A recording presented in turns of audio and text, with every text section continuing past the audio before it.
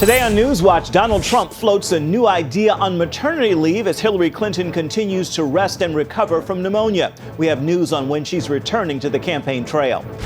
Plus, as the Kurds prepare to retake Mosul from the Islamic State, Iraq's Christians are facing another dire winter in refugee camps. And her pain led to one of the most iconic photos from the Vietnam War.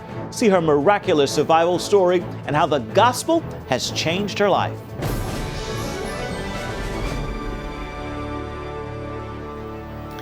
Thank you so much for joining us for CBN NewsWatch. I'm Ephraim Graham. Republican presidential candidate Donald Trump says he has a plan to help working families and it won't cost taxpayers a dime. Meanwhile, Hillary Clinton is taking some time to rest and recover from pneumonia. Dale Hurd has the latest on the 2016 campaign. Trump has unveiled a plan aimed at making child care more affordable. It would guarantee 6 weeks of paid maternity leave to workers whose employers don't offer leave already. We can provide 6 weeks of paid maternity leave to any mother with a newborn child whose employer does not provide the benefit. The plan would seem to break with conservative orthodoxy, but it's been endorsed by the Conservative Family Research Council. Trump claims it could be paid for by recouping the cost of welfare fraud, estimated at $3.5 billion a year. The Clinton campaign says Hillary Clinton will resume normal activities Thursday after she was reported to have pneumonia. Clinton's poor health has some Democrats in a panic. The president was standing in for her Tuesday in the battleground state of Pennsylvania. What sets Hillary apart is that through it all, she just keeps on going. And she doesn't stop caring, and she doesn't stop trying. But Clinton needs to try to get well, because new data from the Associated Press shows that 8 weeks before Election Day, Republicans have gained ground on Democrats in registering voters in the 3 battleground states of Florida, Arizona, and North Carolina, and have maintained their lead in Iowa. And remarks by former Secretary of State Colin Powell about both candidates are back in the news. Powell called Trump a national disgrace in hacked emails obtained by DCLeaks.com. He also wrote that he told Clinton's staff repeatedly not to try to blame him for her using a private computer server for government business. Clinton still faces congressional hearings over her handling of classified emails. The former State Department IT specialist who set up Clinton's private server ignored a subpoena to appear Tuesday before a House committee hearing. Others have pleaded the fifth. That controversy, along with her serious health issues, have clearly hurt Clinton in the polls, which now show the race basically tied, with less than 2 months to go before the election. Dale Hurd, CBN News. The U.S. and Israel have concluded a 10-year military package. The $38 billion package is the single largest pledge of aid in U.S. history. But it also includes major concessions from Israeli Prime Minister Benjamin Netanyahu. And that has some analysts worried, like author and historian Michael Widlansky. I think the aid package is designed first and foremost to help the Obama administration and Obama personally and the Democratic Party establish that they are friends of Israel after 7 of the worst years in American-Israeli relations. And I think it's also part of the Obama philosophy to try and constrict Congress's ability to help Israel against White House. Widlansky and others have noted the New Deal will force Israel to spend the money in the U.S. more than previous agreements, which could damage Israel's own military industry. Former Israeli President Shimon Peres is in critical but stable condition after suffering a massive stroke. Peres is best known as the architect of the Oslo Peace Accords with the Palestinian Liberation Organization in the early 90s. That began the peace process between Israel and the Palestinians, and Peres won a Nobel Peace Prize with Yasser Arafat for his efforts. The 93-year-old Peres served Israel for more than 60 years, 3 times as prime minister. He also served as a foreign minister, defense minister, and the mostly ceremonial position as Israel's 9th president. One analyst quipped his years of service were actually more than those of Moses. The Iraqi army chokehold on Mosul is tightening. The ancient city is occupied by the Islamic State, but a major battle to liberate the city is near, and it could cause even worse humanitarian crisis for a region already at a breaking point. Christian refugees who have already fled from ISIS just want the radical Islamic army defeated so they can return home. Gary Lane has more on this story from northern Iraq. It's an all too familiar scene. Another funeral procession in Iraq. This one for victims of a car bombing in a bustling commercial district of Baghdad. Members of ISIS claimed responsibility for the attack against Shiite Muslims. It comes as ISIS feels the heat, desperate to regain lost ground in both Iraq and Syria. Earlier this year, Iraqi forces recaptured Ramadi and Fallujah, and now the stage is set for a military assault on Mosul, the ISIS capital city in Iraq. President Obama recently sent additional U.S. troops to an airbase near Mosul, and the French have deployed heavy artillery in northern Iraq. The Kurdish Peshmergas say they'll join coalition forces in the effort to free Iraq's second-largest city from the clutches of ISIS. I talked recently to the deputy speaker of the Kurdistan parliament. The Kurds will be there, and the Kurds like to share this important issue. And this we are neighbor to Mosul, and this ISIS and the terrorist group, they never belong to this area. They will defeat as soon as possible. Last spring, the United States and its coalition partners sent the Peshmerga armored personnel carriers and artillery. The Kurds have repeatedly requested advanced weapons. Many Peshmerga fighters only possess antiquated rifles like this one for fighting the Islamic terrorists. Here in the Kurdistan capital city of Erbil, church leaders say they need more help for the Christian refugees. They still need food, clothing, and other supplies. Christians like former Air Force Captain Shimon Peres. He suffered an abdominal injury during the Iran-Iraq War, and hot shrapnel tore through his leg during Operation Desert Storm. His family is weary of refugee life. Although he has little money and possessions, Peres shared a lunchtime meal with me and two European dignitaries. Swiss emissary William Fry was touched by the experience. They have nothing, and they received us with such a great openness of heart, and with all what they have shared it with us. And that is a great lesson. It's a great lesson of humility and of friendship. And maybe faith. And faith, certainly. While conditions are now much better than they were 2 years ago when many of these Christians first arrived in Erbil, life is still difficult. They have more privacy now. They're not living in tents. They're living in one-room apartments. We and a huge number of other refugees lived outside in tents. We had no privacy. We lived in a trailer with 14 families. The adjustment was difficult for 52-year-old Noel Marzina Gadash and his family because they had lived in a two-story house in Karakosh. He had a good job as a tailor, and his son Samir worked in construction. Now their family is cramped into a one-room apartment. Both men are unemployed and dependent on others for help. As another winter approaches, these faithful Iraqi Christians are hoping that Daesh, ISIS, will soon be defeated so they may return home. And while they'll have little to go back to, they remain faithful that God will provide. Our situation has not affected our trust in God. Even though we've lost everything, we will rebuild our lives. Gary Lane, CBN News, Erbil, Iraq. North Korea is mocking the U.S. for flying two nuclear-capable supersonic bombers over South Korea Tuesday. It was a show of force to North Korea after the regime's recent nuclear tests. It was also designed to calm rattled nerves in the southern half of the peninsula. South Korea does not have nuclear weapons and relies on the U.S. for the nuclear umbrella protection. Some experts warn North Korea will be able to develop the capability to reach the continental U.S. with a nuclear missile within a decade or so. The Philippines president says he wants U.S. forces out of the southern part of his country. He blamed America for inflaming Muslim insurgencies in the region. And he showed photos of what he said were Muslim Filipinos killed by U.S. forces in the early 1900s. He claimed as long as the Philippines stays with the U.S., it will never have peace. American forces have been helping the Philippines fight Abu Sayyaf militants, a group linked to al-Qaeda. The White House said it has not received a formal request to remove U.S. military personnel. And Arizona pastor Stephen Anderson is banned from entering South Africa for alleged hate speech against homosexuals. The country's Home Affairs minister banned the pastor after statements he made in a recent radio interview. Anderson said, quote, "If you're a homosexual, I hope you get brain cancer and die." Anderson is the pastor of Faithful Word Baptist Church, and it was set to go on a preaching campaign in Johannesburg. In prison, former Army intelligence analyst Chelsea Manning will undergo gender transition surgery.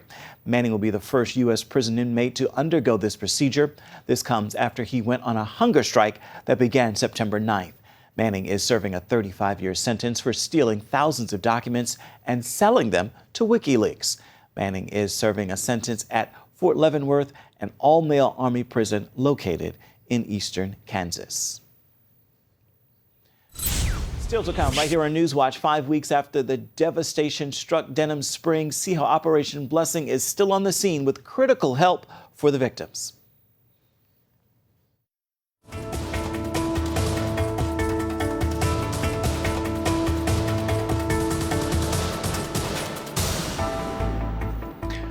90% of the homes in Denham Springs, Louisiana were ravaged by floodwaters. For 5 weeks, Operation Blessing has been on the scene with more than 1,500 volunteers. They've served more than 13,000 meals and delivered 5 truckloads of emergency relief and supplies. They're also providing something that no amount of relief can supply.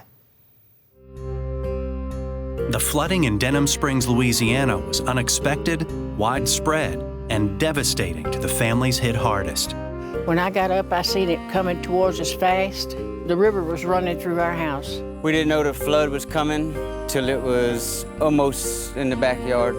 It came up on us pretty quick, but... That's my whole inside of my house. Everything was ruined. Operation Blessing was quick to send in food and supplies. We set up a mobile command center where people could get hot meals and sign up for volunteer help. I'm so thankful and blessed that y'all did come.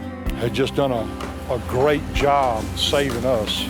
In a matter of hours, did what it would have taken me several months to do. And in some cases, God is using Operation Blessing for much more. Operation Blessing came by today. Not only did they fix my house, but one of their volunteers laid hands on me and took all the pain away today. Operation Blessing is standing with the people of Louisiana in their darkest hour. I just want to thank Operation Blessing for the work they did today, because I feel 100% better. I've accepted God today. I've accepted Jesus today. When this morning I woke up, I was an atheist. Today I believe in Jesus. And I just want to thank y'all. And to learn how you can help with Operation Blessing's efforts in Louisiana, simply go to ob.org. Up next, meet the woman who was 9 years old in this unforgettable photo from Vietnam. Hear how she survived, came to Christ, and now has new hope for healing. Facebook is apologizing for censoring one of the most iconic photos of the 20th century. The 1972 photo of the Napalm Girl shows a naked Vietnamese girl running down the street after she was burned by a bomb. The Prime Minister of Norway had posted the image. Facebook blocked the photo for nudity, but then faced protest. The company is now allowing the image because of its historic significance. And today, the woman seen in that famous photo still lives with the scars from that horrible tragedy. But a new treatment is giving her hope, and her conversion to Christianity has given her a new outlook on life. Wendy Griffith brings us this touching story. Who can forget this picture? 9-year-old Kim Phuc trying to outrun her burning flesh after the South Vietnamese dropped a napalm bomb on her village. Her burns were so bad, the doctors gave her 0 chance of survival and took her body to the morgue. But Kim Phuc wasn't ready to die. My parents found me there. In the morgue? Yeah. But you weren't dead. I had not died yet. But you know, God had a plan for me. He's not finished with me yet. Today, Kim is 53. Her beautiful kimono hides the deep scars on her back and arms, while her beautiful smile tries to hide the pain she still deals with daily. I had 17 operations. Kim spoke to a group of doctors and plastic surgeons in Washington, D.C. recently about the day that changed her life. The fire everywhere around me, and my clothes were burned by the fire. I thought about the moment, oh my goodness, I would be ugly and people would see me different way, but I was so terrified. And then I ran out of that fire. 4 decades after that horrible day, Kim has new hope that her scars can not only look better, but feel better. Her biggest problem, which has been such a great thing about the laser, is she has pain. And that's from where the napalm stuck to her and then caught on fire. It's really terrible. Dr. Jill Weibel, a Miami dermatologist, discovered that lasers can effectively treat burn scars by reducing pain and increasing mobility. Lasers actually made burns and trauma scars worse. And so it wasn't until this new invention of the fractional laser, where the laser has little tiny holes that vaporize the tissue, and then the normal skin heals it, that actually is a game changer for burn and trauma patients. It heals the skin to almost normal. It takes a series of treatments, but it really is the most amazing technology I think that burn and trauma survivors have had in over 100 years. Kim has already had 4 of the 7 treatments she needs. And my scar is getting much lighter and softer. And that is give me hope that a year from now I will be free the pain and my scar look much better. The maker of the laser, Luminous, helped kick off the Restoring Heroes Initiative, a program designed to help people like Kim and other war heroes receive this life-changing laser treatment. Although the technology is out there, unless you're paying out-of-pocket money, which is very, very expensive for all these veterans, then they cannot be treated. So we are very, very proud to be working together with Restoring Heroes and trying to get a code that will allow, all these veteran hospitals, and there are like 99 veteran hospitals, to treat actually all these people.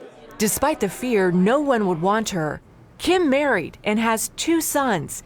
She says her conversion from the cow dye religion to Christianity at the age of 19 changed everything. How did that help you forgive the people who dropped the bombs that burned you? The picture of Jesus Christ when they put him on the cross and they kill him. So Jesus say, Father, forgive them, that they don't know what they're doing. So that picture, that word, it just say, Lord, help me to do the same thing like you did. And give me the power, give me a strength, give me compassion to do that. And then I started to pray for my enemies.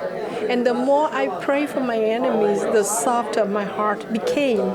Dr. David McDaniel, a pioneer in laser technology, says Kim's story reminds him that although doctors and nurses treat the outside, it's Jesus who heals the heart.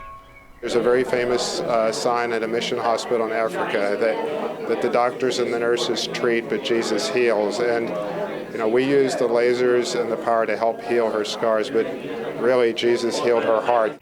Kim says this famous Pulitzer Prize photo that the Vietnamese government once used as a propaganda tool to control her is now a blessing that she can use to reach the world. That picture became the powerful gift for me. I can work with it for peace, for good. Wendy Griffith, CBN News. Amazing story. Stay with us. We'll be right back with more of CBN NewsWatch.